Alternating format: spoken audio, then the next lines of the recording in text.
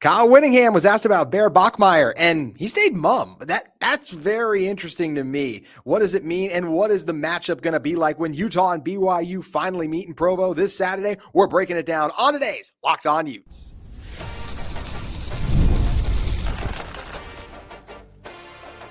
You are Locked On Utes, your daily podcast on the Utah Utes. Part of the Locked On Podcast Network, your team every day. Hello, everyone, and thank you for making Locked On Utes your first listen and view of the day. We are part of the Locked On Podcast Network, available wherever you get your podcasts, as well as on YouTube. It's your first time joining the show. Make sure you like and subscribe. Today's episode, I have my guest and good friend on, the director of the Holy War, Moose Bingham. My name is JT Wistrcill. Excited to dive into all things Utah, BYU here today. And Moose, the thing we have to start with is Kyle Whittingham deciding to stay mum when discussing BYU starting quarterback. He was asked about Bear Bachmeier, and he cut the reporter off. Wouldn't even let him finish the question. Was like, we're going to focus on us this week. I thought it was a very strange question. It was almost like he wanted to avoid saying anything about Bear to avoid a controversy, but by just saying mum, you created one, because week after week, you've always been willing to talk about the opponent and preview the matchup and what's coming up. So I thought this was a very odd tactic by Kyle Whittingham, but maybe in some ways he just wanted to conceal how he feels about him, because Utah might feel really good about their matchup going against the true freshman. Well, Kyle has learned a lot in the NIL era. He doesn't talk about players that he doesn't need to, but you're telling me the guy who calls BYU TDS, the team down south, doesn't want to even officially name any of the players, talk about them at all, or give them any kudos? Not surprising to me whatsoever. And I think that's right into what Kyle Whittingham is. He is a master manipulator. He knows how to get under people's skin. And now people down south are thinking, why won't he even say our quarterback's name? And only he knows. It's a brilliant tactic. Good job, Kyle. It's interesting just because now it does become such a talking point. And Moose, you've played for both of these programs as well, so you know all about this rivalry. We're going to talk more about that in a moment. But going back to even what I said, I wonder if he almost stayed mum. Is this probably the reason? No, Moose. But I got to believe that based on what the Utah defense has done this season and based on what Bear has done, and Bear's had some nice moments, I got to feel like Morgan Scalley and Utah are really excited to get their first crack at this quarterback, because I don't think he's played anything close to a defense the caliber of the one he's going to see on Saturday night in Provo. I completely agree. I think that Utah's defense is phenomenal. John Henry Daly is one of my favorite edge rushers from the state of Utah from the past 20, 30 years. When he committed to BYU initially, I'm like, BYU got themselves a dude. And then he flipped to Utah. What a fantastic pickup for Utah. He's getting sacks left and right. I mean, BYU's tackles are going to have their hands full. And then don't worry, we've got a senior on the other side in Logan Fano. And then don't worry, you've got Lambert Barton. You've got all of these phenomenal players, Smith, Snowden. And you're sitting there and you're like, you know what? This defense is legit. I don't think many defenses in the country can match up to what Utah does. And then when you have the genius of Morgan Scalley sitting there, sending a lot of pressure, getting her done, and he knows this offense really well because he went against it for almost a decade practice-wise. He understands A-Rod, and A-Rod understands him.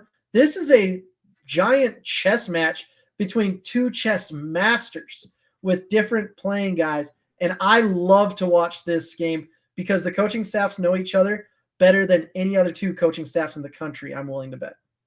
Oh, I totally agree with that. And you've done a great job breaking down too, like how many connections and ties there are between these staffs too, right? There's Kalani Sitake, Jay Hill, like these Morgan Scalley, these guys all go way back. And it's one of the things and that's what makes this rivalry special, right? Is pretty much everyone who plays in it goes way back, whether it was in the high school football playoffs, maybe even just like Pee-wee football stuff. Like the connections here run so deep, and it's what makes this rivalry so special. Moose, you mentioned the chess match with the Utah defense going against the BYU offense. You could say the same thing on the other side of the ball as well too. Although Jason Beck, I'm curious how he's going to use Wayshawn Parker moving forward, because Kyle Whittingham did say that Wayshawn Parker has been a little banged up. Obviously, they still used him against Arizona State. I feel like he's clearly this team's best back, Moose. I know we saw some nice signs from Bray when he was in the game a little bit, and Naquar Rogers has produced well on the year, but I feel like there's just a gear and a level of explosiveness that Wayshawn can get to, hence why he leads this team in yards per carry. I think he has more than Dampier. Could be wrong on that, but I think that's a loss if you don't have 100% Wayshawn Parker against what's also a very good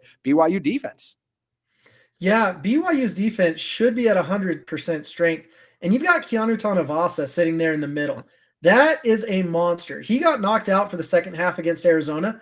And all the BYU fans are like, oh, we don't need him, blah, blah, blah, blah, blah. And you're like, hey, this kid is a difference maker in the run game. He demands a double team. And he's been going against those Utah offensive linemen for years. You don't think they know each other intimately at this point? You must be mistaken. This is a huge matchup. And if you can get Parker going, that would be huge. But Keanu Tanavasa is one of the keys right there. And then you look at BYU's defensive side. You've got Glasgow. Kelly's supposed to be back for this game. You've got a lot of defensive stopping going on. And the play of the cornerbacks for BYU has been elite. So it's going to be interesting because you're going best on best, run defense versus run offense. And I think that it's really going to come down to that. If Wayshawn Parker can get going, BYU may be in trouble because their offense isn't explosive. And then, do you know what happened the last time your offensive coordinator, Jason Beck, came into BYU? He put up almost 50 points when he was at Virginia.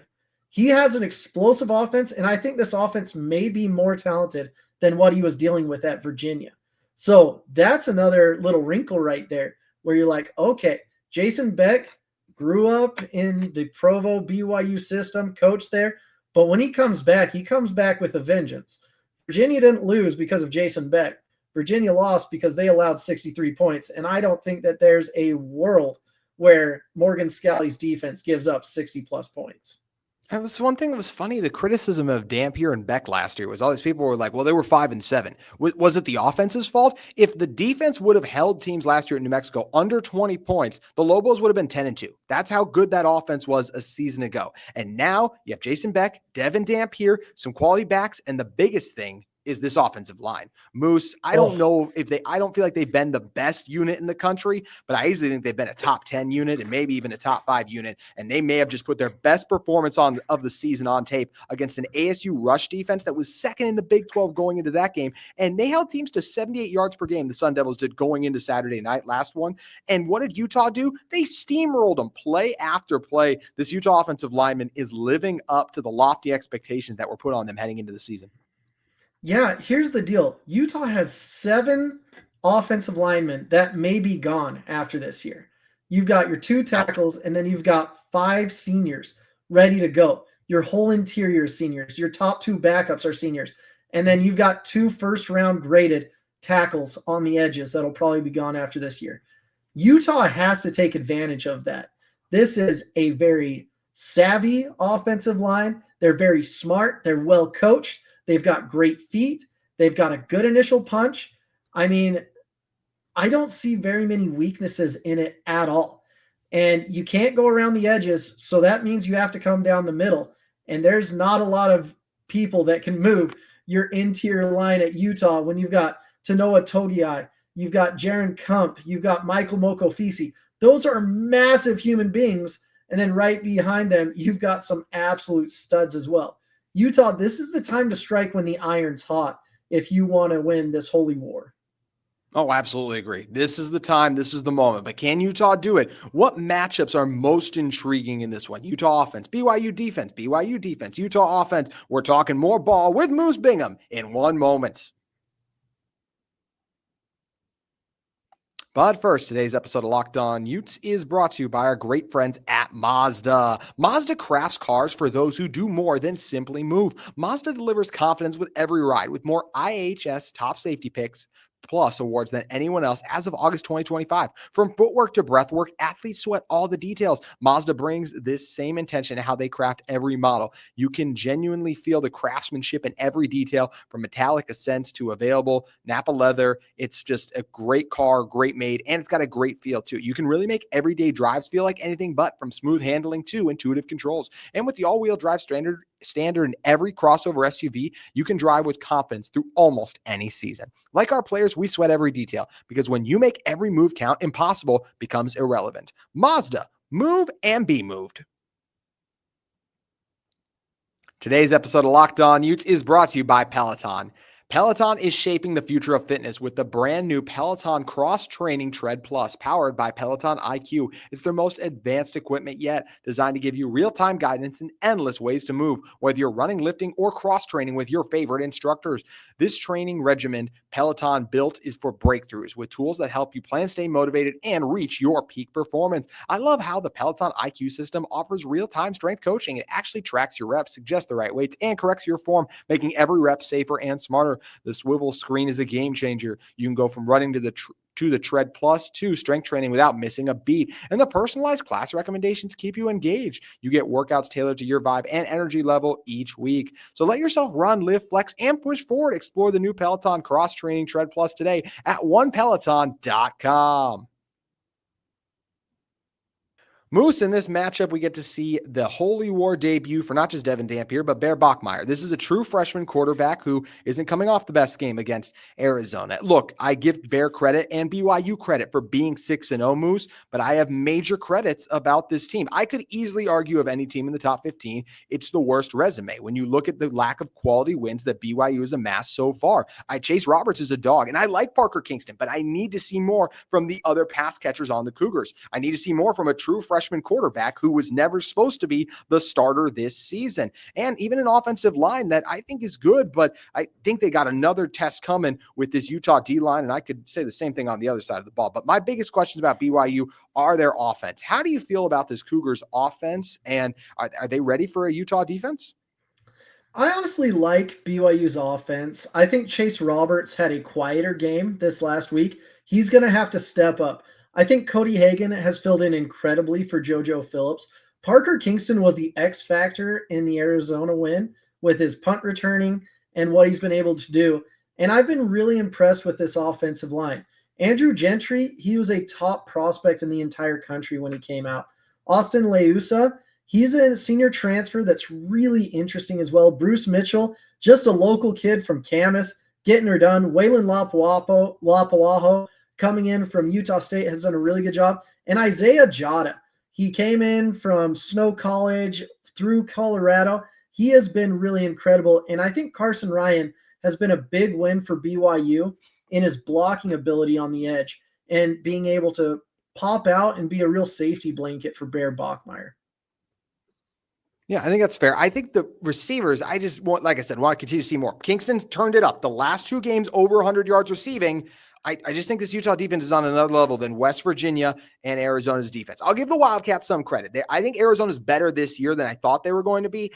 They're a borderline top 10 Big 12 team at that right now. They need to do a lot more. They just got blown out by Iowa State not long ago, and I still need to see more from them, and I need to see more from Bear as well as the rest of this group too. And Moose, it is so interesting going into this game that BYU, we have to give them credit for finding ways to win, but I also think you can recognize, like, hey, this is not a team that's a 6-0 juggernaut. Like Texas Tech is a juggernaut right now. They're the class of the Big 12. They're dominating opponent after opponent. BYU is finding ways to win, but in some ways you could argue they could have lost the Colorado game and the Arizona game based on how they looked. So I have a lot of questions about BYU. Oh, I have plenty of questions. I mean, they don't have an opponent that's in the top 40 that really, and when you look at the Sagarin rating. But here's the other thing. Utah really doesn't have a win in the top 40 either. These programs, for as different as we talk about them, they're mirror images of each other, which is hilarious to me, where I'm like, there's so much similarity where you don't want to say that, but in all reality, these are two very similar programs at the end of the day. And whoever wins this game, I'm willing to say that they will be in the Big 12 championship game at the end of the day. So this game has more on the line than almost any other Holy War has, because you go to the college football playoffs possibly this year, even if you lose the Big 12 championship. I think that's a great point. And I totally agree on the similarities between these teams, because I feel like Utah's resume is a little more impressive when you look at that Arizona State win. That's just the difference to me. Yes, Arizona State backup quarterback, totally get that. That defense just held Josh Hoover and Sawyer Robertson under 30 points. And I know you love your special teams, Moose. Like Orrin Phillips, we only said his name said one time. That's how dominant the Utah offense was against what had been a good Sun Devil defense. And I give Utah a lot of credit still for, I know it's a loss, but they played Tech about as competitively for 3 quarters as anyone had. Game got out of hand late. I'm not saying it didn't. But also Devin Dampier, I think we can say now, Moose, like as we shift to the other side of the ball, like Dampier clearly wasn't healthy against Tech. Like Tech's defense is much better than any defense Utah's seen this year, but he was nowhere near as mobile as he was against the Sun Devils. So a healthy Devin Dampier going into this game is a massive advantage for a Utah team that's ground attack has been a force to be reckoned with all season. Yeah, Dampier is just a difference maker. And I like Franklin Bird as well. He's been really good too. And so it's just like, hey, Utah has 2 really, really impressive quarterbacks, one for the now, one for the future. And I'm excited to see what they do. But Dampier, he makes such a difference. He's hard to see. I know he's listed at 5'10" or whatever. There's no way. But he's almost like a Darren Sproles back there, where you're like, oh, okay, he's going to explode out to the side. Beck does a great job getting him on the move, and you have to have a spy or 2 on him at all times because of his running ability, because of everything he does. If he's hurt, then it takes out a whole faction of what the offensive game plan is, and I think we saw that at Texas Tech. And so if he's healthy, my goodness, this offense can really go. And Jason Beck, he really elevates every single player under his scheme and his guidance. So I love watching what Jason Beck does. And I think that this could be a massive mismatch for the BYU Cougars against the Utah offense. Oh, wow. Okay. Elaborate on that a little bit more. Like, what about this BYU defense leaves you wondering if they're ready for what could be the best offensive line in the Big 12? Well, when you're sitting there, you have to put a guy as a spy at quarterback. And for BYU this next little bit, it may have to be Glasgow, which is one of their most pivotal players. Glasgow, he's great in coverage. He's great at rushing the passer. But if you just have him stonewalled waiting for Dampier to do something, then it opens up lanes. It opens up throwing. It opens up a lot of different things. And I don't know if BYU will have Jack Kelly back at 100% health. If he's not at 100% health, his explosiveness, his really ability to get to the quarterback is going to be hurting BYU, because this wasn't the same BYU defense that we saw the first 4 games or the first 5 games going against Arizona, the 6th game, when you didn't have Kelly, when you didn't have Demooney, when you didn't have Tanuvasa, when you were sitting there and you're like, oh my gosh, the second strings, there may be a step down. So if Utah faces that type of defense, they're going to have a field day. Yeah. No, they absolutely will. And for this Utah team, what's interesting is they have struggled at time passing in 3rd and long situations, right? But the question is, how frequently can you get them in that? And the other thing I'll add too is something we saw against Arizona State. There were some 3rd and long situations. If you give a guy 10 seconds to the pocket, he's going to pick you apart eventually. That's what Devin Dampier has back there. So I do wonder whether it's a combination of BYU holding up in coverage as well as them getting pressure. How I think Utah's passing attack has a chance. It's not going to dominate this BYU defense by any stretch of the imagination. BYU has some nice players in the secondary, but Moose, if they can't get pressure on Dampier, that gives Utah a massive advantage here. And BYU likes to drop 8 a lot. You'll see in obvious passing situations, they'll drop 8. They'll, like Kalani's been stated to say, I'll drop 9 if I can. But given Devin Dampier enough time to realize what's going on and then possibly take running lanes is a scary thought that haunts a lot of Cougars' nightmares.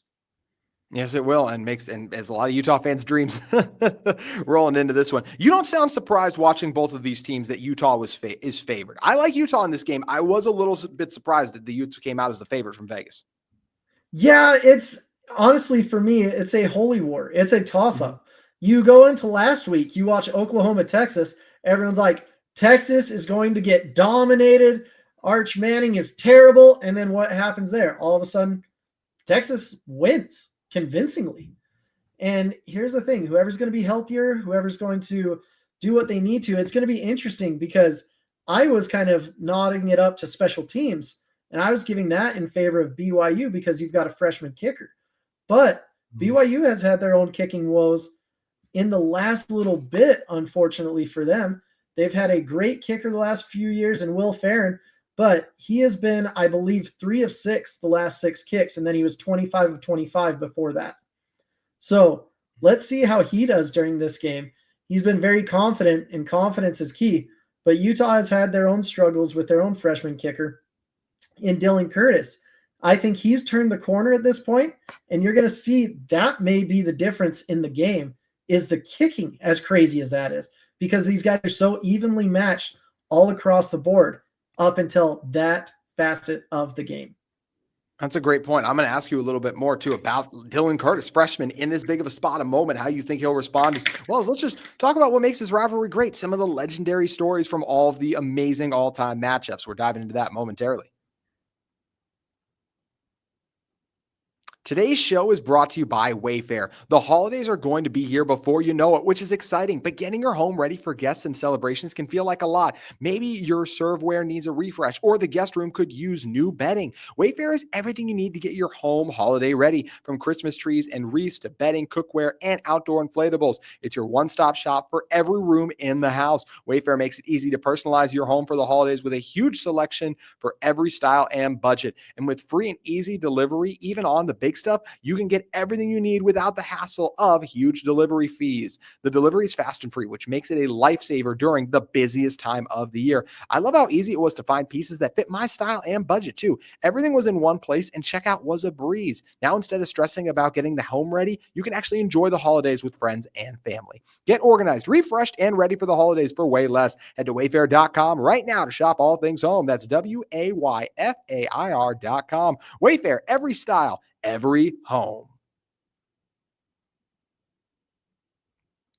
Today's show is also brought to you by Supply House. When the opening whistle blows on a new repair, get your crew moving forward with Supply House. Order today and see parts on your doorstep tomorrow. Over 280,000 plumbing, HVAC, and electrical items from the most trusted brands in the business. Their real-time inventory and honest lead times keep you from punting on projects, while their industry-leading customer service always has your blind side covered. Need parts for a fast project? Supply House has next-day delivery. Talk about a game changer. How about their Trademaster perks like priority shipping and dedicated support that make the whole process smoother? Even the part finder tools and 3D schematics can save you hours on jobs where every detail matters. Join the free Trademaster program today and score serious perks like priority shipping, lower prices, and dedicated support line. Visit supplyhouse.com to sign up for free and use the promo code SHCollege5. All caps, no spaces, SHCollege, and that is the number 5 for 5% off your first order at supplyhouse.com. Real people, real services. Supply House.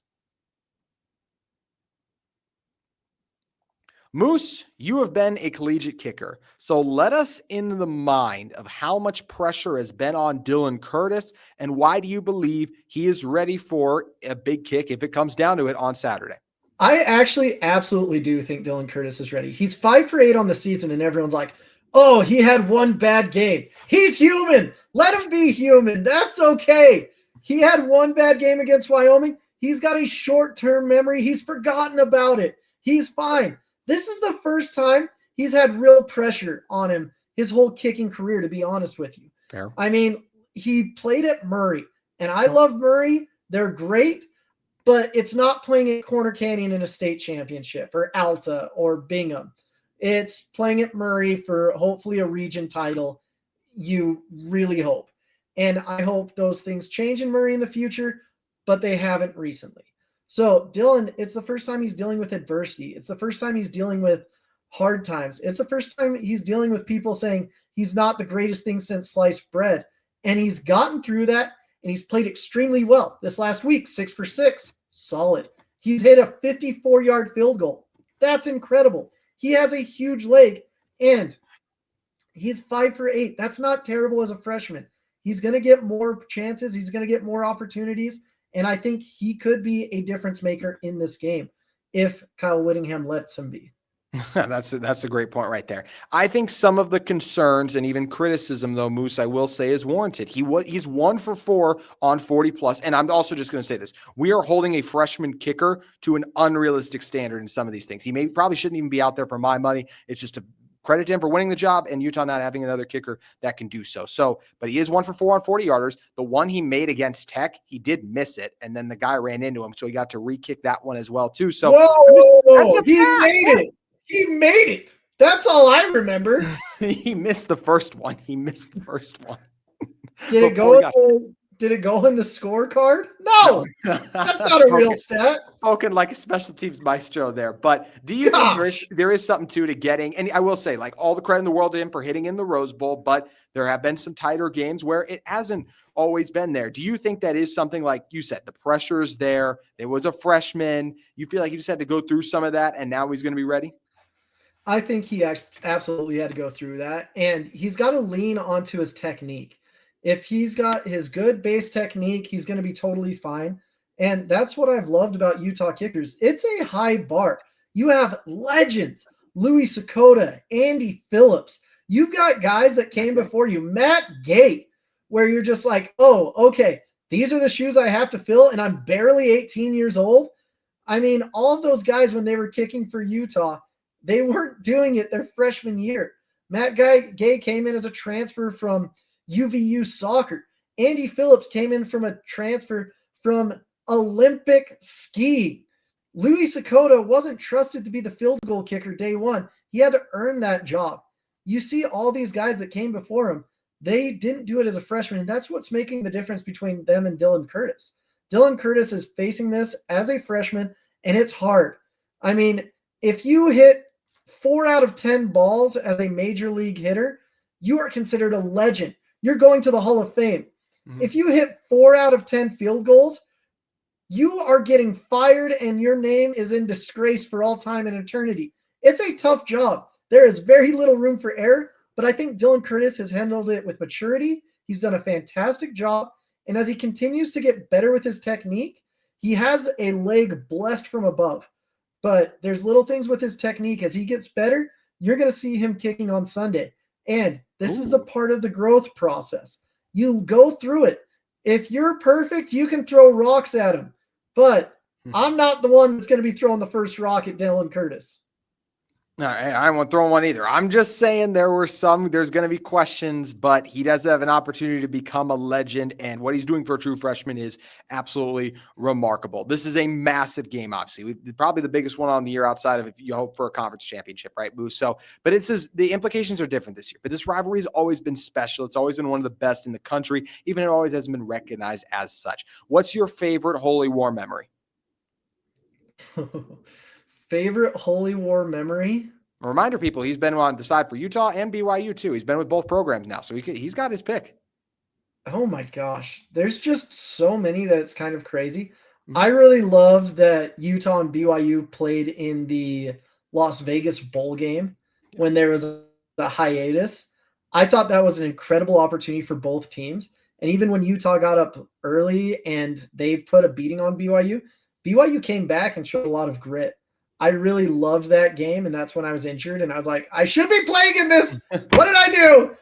But it's been fun coaching in it. I love all of the banter back and forth with the fans, but when you get to it and you're with your peers, your colleagues, there's so much respect by both teams that it's a special game that is vitriol from the fan base, but very respectful from the coaching and players.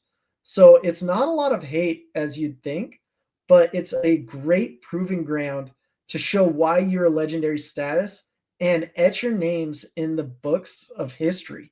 So I love that as an opportunity because you win a holy war, you're going to be remembered for generations from what you do, whether it's a made field goal or a missed field goal.